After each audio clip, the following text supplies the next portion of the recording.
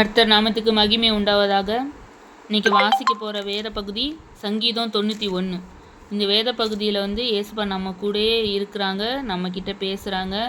நமக்கு எப்போ கஷ்டம் வந்தாலும் இந்த வேத பகுதியை வாசித்து பார்த்தோன்னா நமக்கு வர கஷ்டம்லாம் ஒன்றுமே இல்லைன்ற மாதிரி ஆயிரும். எடுத்துக்கோங்க, சங்கீதம் 91 ஃபுல்லாக வாசிக்க போகிறோம். உன்னதமானவரின் மறைவில் இருக்கிறவன் சர்வ வல்லவருடைய நிழலில் தங்குவான். நான் கர்த்தரை நோக்கி, நீர் என் அடைக்கலம், என் கோட்டை, என் தேவன், நான் நம்பி இருக்கிறவர் என்று சொல்லுவேன். அவர் உன்னை வேடனுடைய கண்ணுக்கும் பாழாக்கும் கொள்ளை நோய்க்கும் தப்புவிப்பார்.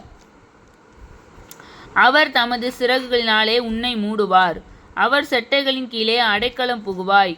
அவருடைய சத்தியம் உனக்கு பரிசயமும் கேடயமும் ஆகும். இரவில் உண்டாகும் பயங்கரத்துக்கும், பகலில் பறக்கும் அம்புக்கும், இருளில் நடமாடும் கொள்ளை நோய்க்கும், மத்தியானத்தில் பாழாக்கும் சங்காரத்துக்கும் பயப்படாதிருப்பாய்.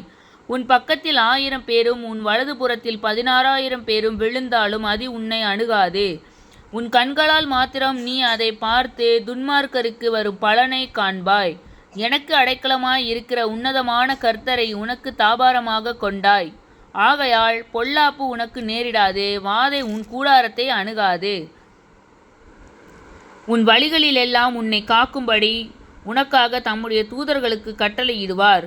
உன் பாதம் கல்லில் இடராதபடிக்கு அவர்கள் உன்னை தங்கள் கைகளில் ஏந்தி கொண்டு போவார்கள். சிங்கத்தின் மேலும் விரியன் பாம்பின் மேலும் நீ நடந்து பாலசிங்கத்தையும் வலு சர்ப்பத்தையும் மிதித்து போடுவாய்.